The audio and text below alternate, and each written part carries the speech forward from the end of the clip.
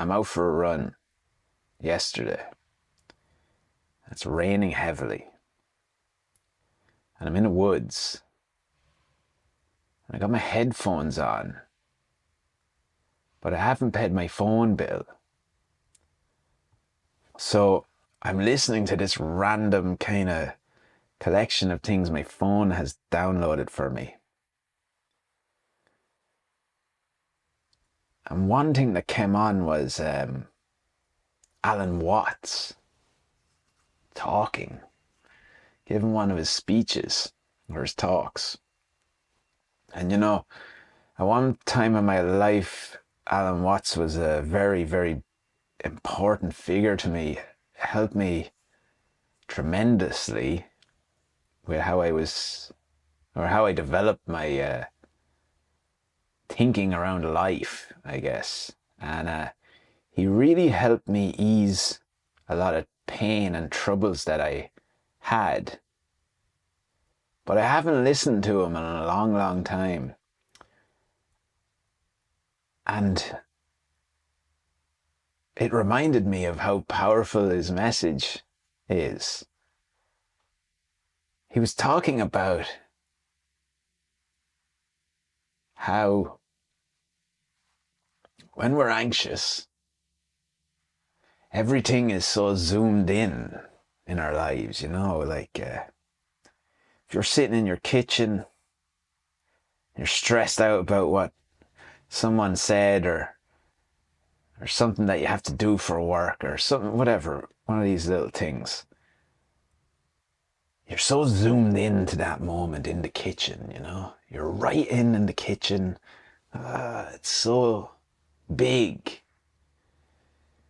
But what that does is it shrinks the world. It shrinks your world. And I remember a guy I was talking to years ago said, sometimes when he feels like that, he likes to imagine himself in a snow globe, zoomed out, way out. And he's looking at this house, and inside the house, this person's cleaned the dishes. And when he looks at it like that, it's so bizarre that someone would be worried. What are they worried about? And that's the same thing if we zoom way out into the universe and look at the Earth from millions of light years away. It does seem strange that you'd be so worried about what someone thinks of you or your responsibilities, why you're thinking about them so seriously. Because I do think life is not serious. And I know that scares people, because it used to scare me, the idea of that, but I think we're brought up to think responsibly. There's a kind of illusion that being more serious and thinking very seriously about things makes us more responsible. But it really doesn't. I think all that does is makes us more anxious,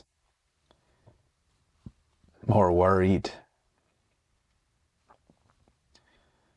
And a lot of this, from what Watts was even saying yesterday, is our idea of control, that we want to control everything. That we play a very important part in how things go in this world. And the more in control we are, the better the person we are, and the more purpose we have in life.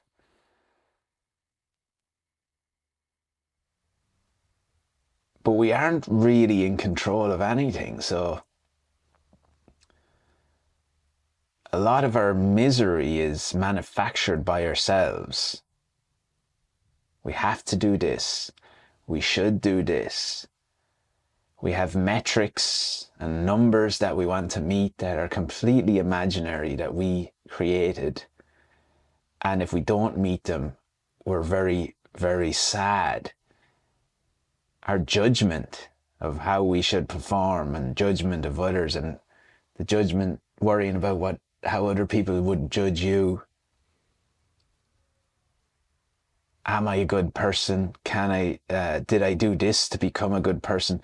There's so many conditions to everything that we have just actually created ourselves.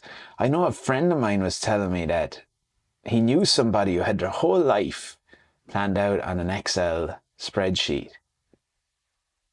Married by 28, children by 30, dog by 34, you know. And then when you miss those things, you're sad, but you've created your own failure because they're just numbers. And I think probably a human flaw is that we think control is holding tightly to those things. But what Alan Watts said yesterday in the YouTube video I was listening to was so interesting. He's talking about that we are not the breather, we are the breath. We're part of it all. Same as the trees, same as the waves crashing in the sea, and same as your heart beating. He even talked about a star hundreds of light years away burning for no reason. It doesn't care that anyone's looking at it. It doesn't care about anything else, only just burning, simply being there, burning. And that leads you to the whole idea that the meaning of life is just to live. There's no other meaning. That really scares people. It scares people who want to be responsible. It scares people who want to be serious. But it shouldn't scare you, because instead of it being a terrifying thing, if you think there's no meaning to life other than just to live, it's kind of funny. Is that not a relief? Is that not a freedom? You know, even in Buddhism, they talk about the detachment of meaning and the detachment of purpose in life. That life is about nothing. But they don't say it in a cold way. People think of that. That's very cold and that's very cynical and depressing. But they say it in a way of freedom and clarity, because now you don't have any jobs to do. You don't have all these responsibilities.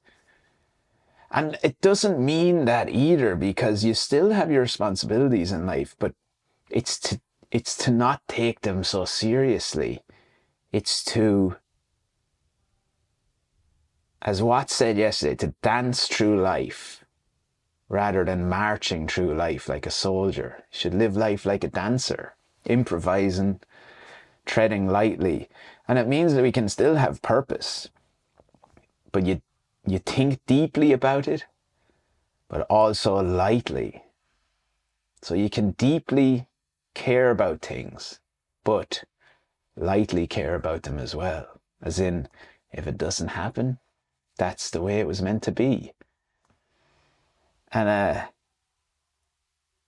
you know, like, that stuff does sound really,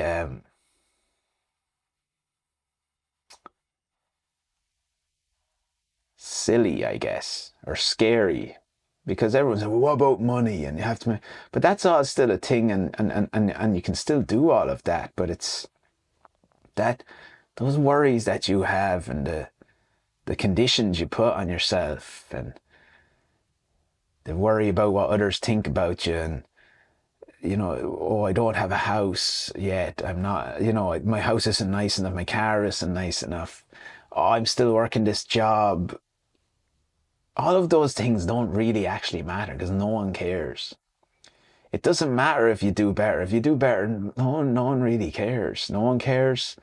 You know, it doesn't change anything in the universe. The trees still grow. This sounds hippie-like, right? But the trees still grow. The grass still grows. The weather's still the weather. Everything moves without you.